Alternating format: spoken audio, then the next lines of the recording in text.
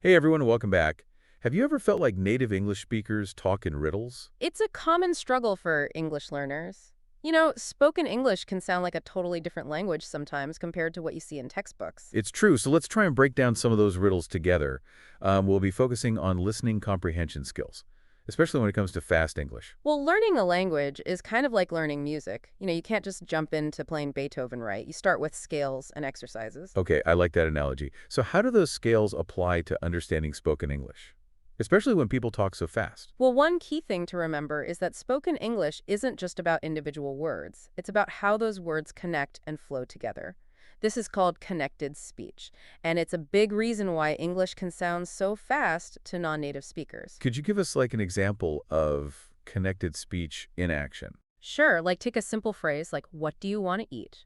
In everyday speech, this often becomes, what do you want to eat? The sounds just kind of blend together, and some sounds even like disappear entirely. Yeah, and that makes it sound like a jumble of sounds to someone who's still learning the language. Absolutely. And then you've got things like contractions and reductions. I'm going to becomes I'm gonna, and did you turns into do you. So it's like a secret code within the language? Think of it as like a shortcut. It's just something native speakers use to make their speech more efficient.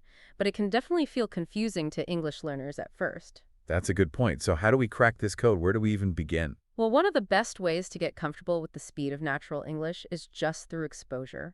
Start by listening to materials designed for English learners. Podcasts, audiobooks, even YouTube channels. Those often have content spoken at a slower pace. A little clearer. So those are our beginner scales. What about when we're ready to move on to the more challenging stuff? Think of it as gradually increasing the tempo. Move on to more authentic materials like movies and TV shows. Subtitles can be really helpful at first. Subtitles. It's so tempting to keep those on forever, but is that actually helpful in the long run? They're a great stepping stone, but try weaning yourself off them as you improve. Like you can watch a scene with subtitles and then watch it again without, and just see how much you pick up the second time. Okay, that's a good challenge. Now let's talk about a specific technique, shadowing. I've heard about this, but can you explain how it works? Shadowing is basically mimicking. You listen to a sentence and then repeat it immediately, trying to copy the pronunciation and rhythm as closely as possible, like you're having a conversation with your echo. So it's not just about understanding the words, it's about getting the feel of how they're spoken. Right. You're training your brain to recognize the natural flow of English, including those tricky connected speech patterns. What if you don't catch every single word? I feel like I get hung up on trying to understand every little detail. Here's a secret. You don't need to understand every single word to get the main idea. Focus on the key words, the one that carry the most meaning. Okay, like if someone is telling a story about their weekend, and they might say, went to the beach, played volleyball, ate ice cream, you don't need to know the color of their beach towel to get the point of the story. Exactly. You got the key activities, went to the beach, played volleyball, ate ice cream. You understand what their weekend was about. It's about seeing the forest, not getting lost in the trees. Okay, I'm starting to see how all these pieces fit together. How about we put some of these techniques into practice with a few role-playing scenarios? Sure, let's do it. All right, so first up, reduced forms. I'll ask you what you're doing, but I'm going to say it in a natural way, fast, just like it is a speaker would. Okay, I'm ready. Hit me with it. What you doing? Oh, just finishing up some research on language acquisition. It's amazing how the brain learns new sounds and patterns. Did you catch that, everyone? What's it doing? That's a perfect example of reduced forms in English. It's like a little puzzle you have to decode. And once you've solved the puzzle a few times, it becomes second nature. You start to recognize these patterns automatically. Okay, let's move on to another scenario. Let's practice listening for those key words. So I'll tell you about my weekend, but I'm going to talk fast, just like I would with a friend. Ready? Right, late on me? What'd you do this weekend? Okay, so this weekend was jam-packed. I went to the farmer's market early Saturday morning, grabbed some delicious pastries, then I met up with some friends to go for a hike. The weather was amazing. Ended the day with a movie marathon, pizza included, of course. And then Sunday was all about relaxing at home, reading a good book. Wow, that sounds like a fun and busy weekend. Even though you were talking really fast, I caught farmer's market, pastries, hike, movie, and pizza. So I'd say you had a pretty great weekend. Yes. You see, even if you miss a few words here and there, you can still grasp the main idea by focusing on those key words. It's like a detective, piecing together a story from clues. You don't need all the details to solve the mystery. Now let's try a real-life challenge. Listening to fast English. Get ready. I'm going to say a sentence quickly, just like you might hear in a casual conversation. Okay, I'm ready. Test my listening skills. I got to run, but I'll catch you later. Okay, that was fast, but I think I got it. You're saying you have to go, but you'll talk to me later. Gotta is short for got to, and catcha is a casual way of saying catch you. That's it. These common phrases and reductions can make English sound like a whirlwind, but with practice, you'll start to recognize them instantly. It's like learning the slang of a new language. And the more you're exposed to those phrases, the more you'll understand them in context. Your brain starts to make the connections. Speaking of connecting the dots, let's try some shadowing. I'll say a sentence and you repeat it right after me, mimicking my pronunciation and intonation as closely as you can. Ready to be my echo. Absolutely, let's do it. Practicing English every day is the key to fluency. Practicing English every day is the key to fluency. Nailed it. You're getting the hang of this. Remember, listeners, you can practice shadowing with any English audio. It's a fun and effective way to improve your pronunciation, your rhythm, your overall fluency. It's like singing along to your favorite English song, except you're echoing spoken words. That's a great way to think about it. And with that, we've covered some essential tips for tackling fast English. Remember, understanding fast English is a journey. It's not a sprint. Be patient with yourself. Enjoy the process and keep practicing. So now that we've covered some of those fundamental techniques for understanding fast English, let's talk about intonation. Intonation. That sounds kind of technical. It might sound that way, but it's really simpler than you think. It's all about, like, the music of language. You know how your voice rises and falls when you speak? Oh, like when you ask a question and your voice goes up at the end? Right. That rising intonation signals a question.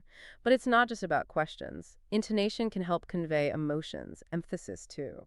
Okay, so if I say, that's amazing, with like a really high pitch, it means I'm super excited. But if I say it in a flat tone, it might mean I'm not impressed at all. You got it. Intonation adds those layers of meaning to our words, and in fast speech can be even more important, because you might miss some of the individual words. So how do we get better at recognizing and understanding intonation in English? Just like with connected speech, the key is exposure. Listen actively to how native speakers use their voices. Pay attention to the rises and falls, the pauses, the changes in pitch. Movies and TV shows are probably good for this. You can actually see the actors' facial expressions and body language along with their intonation. Yeah, it's like having a visual aid to help you understand the nuances of spoken English. And as you become more attuned to those nuances, you'll find that you can understand fast speech more easily, even when you don't catch every word. It's like learning to read between the lines, not just listening to the words. Right.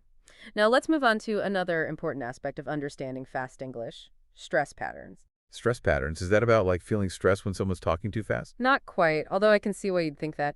In linguistics, stress refers to the emphasis we put on certain syllables within a word, or even certain words within a sentence. Can you give us an example? Sure, take the word present.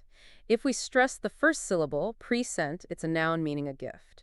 But if we stress the second syllable, present, it's a verb meaning to give something. Ah, I see. So the same word can have different meanings depending on where we put the stress. And in fast speech, those stress patterns become even more important because they help us distinguish between words that might sound similar. So even if the words are kind of blurred together, the stress patterns can help us figure out what's being said. Think of it as a roadmap through a sentence. The stressed words are like the major landmarks that guide your understanding. Okay, that makes sense. So how do we train our ears to pick up on these stress patterns in fast English? Well, again, it's about exposure and active listening. There are resources online and in textbooks that focus specifically on stress patterns. You can also just pay attention to how native speakers emphasize certain words when they talk. And probably music too. Songs often have really clear stress patterns. Yeah. Music's a fantastic way to train your ear for the rhythm and intonation of English. It's like a fun way to practice without even realizing you're studying. So we've talked about connected speech, intonation, and stress patterns. These are all really important for understanding fast English. And the more you practice, the better you'll become at putting all of those pieces together. It's like learning to ride a bike. It might feel wobbly at first, but with persistence, you'll find your balance. Speaking of persistence, let's move on to another technique that requires some dedication. Shadowing, we touched on it earlier, but let's go a little deeper into how to really use this technique. Shadowing is like a workout for your listening and speaking muscles. But just like with any workout, you need the right technique to get the most out of it. So what's the best way to approach shadowing? Like, what should we keep in mind? First, choose audio material that's slightly above your current level. If it's too easy, you won't be challenging yourself. If it's too difficult, you'll just get discouraged. So find that sweet spot. Not too hard, not too easy. Find that sweet spot where you can understand maybe 70 to 80% of what you hear. That's where the real learning happens.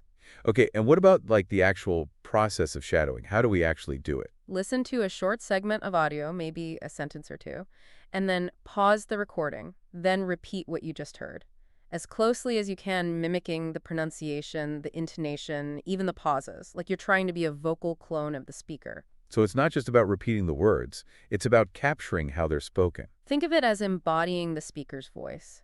trying to feel the emotions they're conveying, the emphasis they're placing on certain words. It's like acting, but with your voice. I like that. It's like taking on a new persona, using your voice to step into someone else's shoes.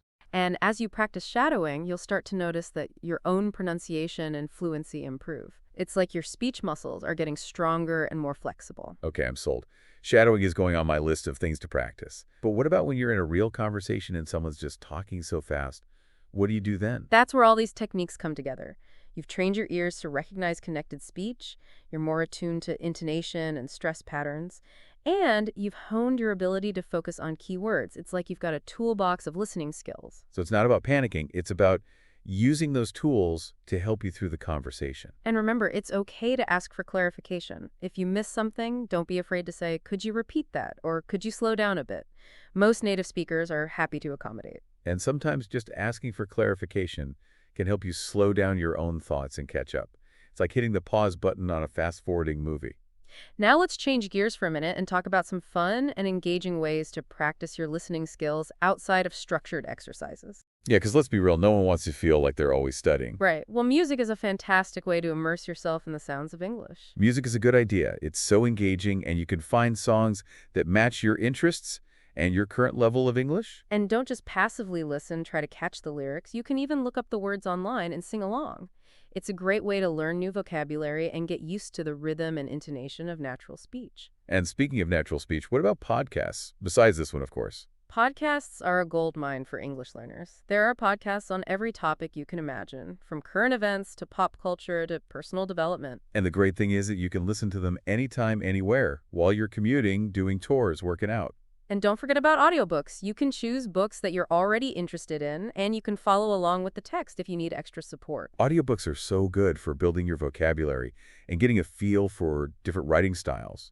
And a lot of libraries and online platforms offer audiobooks for free, so you can immerse yourself in English without spending any money. Awesome. Now let's talk about some resources specifically designed for English learners. There are tons of great apps and websites out there. One of my favorites is the BBC Learning English app. They have so many audio and video lessons, as well as interactive exercises and quizzes. And for people who like watching talks and presentations, TED Talks are great. They even have transcripts available for most of their talks, so you can read along as you listen. I want to go back to something we mentioned earlier, the idea of using subtitles strategically. Right. Subtitles can be a real lifesaver, especially when you're first starting out. But the goal is to eventually be able to understand English without relying on them. So how do we make that transition? It can feel scary to suddenly turn off the subtitles. Here's a technique I recommend. Start by watching a scene with subtitles. Pay attention to how words are pronounced and the flow of the conversation. And then rewind and watch the same scene again, this time without subtitles. See how much you can understand based on what you remember. You might be surprised by how much you actually pick up. And even if you miss a few things, that's okay. The more you practice, the better you'll get at filling in the gaps. It's all about training your brain to process spoken English better. And don't be afraid to experiment with different types of content. Watch movies, TV shows, documentaries, even YouTube videos. The more variety you expose yourself to, the better you'll get at adapting to different accents and speaking styles. And remember, listening comprehension is a skill that develops over time. Be patient with yourself, celebrate your progress, and don't be afraid to make mistakes. Now let's talk about a few challenges that English learners often have when trying to understand facet speech. Sometimes it's helpful to know you're not alone. One of the biggest challenges is dealing with unfamiliar accents. English is spoken all over the world, and there are so many variations in pronunciation. It's true. I've even come across accents in my own country that I've found difficult to understand sometimes. And it's not just about accents. Native speakers also use a lot of slang, idioms, and colloquialisms that can be confusing for learners. Like if someone told you they were feeling under the weather, you might think they were standing outside in a storm. So how do we overcome these challenges? Well, first of all, I think it's important to remember that even native speakers don't understand every single word all the time. We rely on context, body language, and just our knowledge of the world to fill in the gaps. So for English learners, it's crucial to develop those same skills. One way to do that is to focus on building your vocabulary. The more words you know, the easier it'll be to understand those unfamiliar phrases and expressions. And don't be afraid to ask for clarification if you don't understand something. Most native speakers are more than happy to slow down or rephrase if you ask politely. And remember, listening comprehension is a journey, not a destination. It's a skill that you'll continue to develop throughout your English learning journey. So let's talk about a few more specific tips, for dealing with fast speech. Okay. One technique that can be helpful is to try and break down sentences into smaller chunks. So instead of trying to process a whole sentence all at once, you just focus on understanding one phrase at a time. Right. Another tip is to really pay attention to the speaker's intonation and stress patterns. Because native speakers often emphasize certain words or syllables to convey meaning. Yeah, like for example, if someone says, I didn't say you stole the cookie, they might put extra emphasis on didn't to emphasize that they're innocent. And don't underestimate the power of repetition. Yeah, if you're having trouble understanding something, just listen to it again and again. You could even slow down the audio or use a transcript, whatever helps you follow along. With enough repetition, you'll eventually start to pick up on the patterns and the nuances of fast speech. I want to talk about a fear that a lot of English learners have, and that's the fear of sounding stupid. Oh yeah, it's totally normal to feel self-conscious when you're speaking a new language. But it's important to remember that making mistakes is part of the learning process. Nobody expects you to speak perfectly right away. In fact, a lot of native speakers really appreciate the effort that learners make to communicate in English. So don't be afraid to just put yourself out there, even if you're not super confident in your abilities. The more you practice, the more comfortable you'll become. And remember, even native speakers make mistakes. Oh yeah, we all have those moments where we stumble over our words or say something that makes no sense. It's part of being human. So just embrace the imperfections and focus on enjoying the journey. Now let's shift gears again and talk about how to create a more immersive English learning environment. Because surrounding yourself with the language can really make a big difference in your progress. For sure. One idea is to watch movies and TV shows in English with English subtitles. That way you can see the words written out as you hear them, so you can connect the sounds with the spellings. Another option is to listen to English music and podcasts, while you're doing other things like cooking, cleaning, or working out. That helps you absorb the language without even really thinking about it. And if you can try to have conversations with native English speakers. Yeah, you could do that through language exchange programs or online communities, or just strike up a conversation with someone you meet. Now I want to touch on the importance of setting realistic goals. Yeah, it's easy to get overwhelmed when you're first starting out. So break down your learning into smaller steps. Instead of trying to master every aspect of English at once, just focus on one specific skill at a time. Right. Like, for example, you could spend a week working on your listening comprehension, and then the next week you could work on your pronunciation. And don't be afraid to adjust your goals as you go. If something is too hard, don't be afraid to step back and try something easier. And if you're progressing faster than you expected, you can always challenge yourself with something a little more difficult. The key is to find a pace that works for you and to stay motivated. Well, this brings us to the end of our deep dive into fast English. We covered a lot today, from connected speech to real-life conversationals. Remember, understanding fast English is a journey, not a destination. Be patient, celebrate your progress, and never stop learning. And have fun. Happy listening, everyone.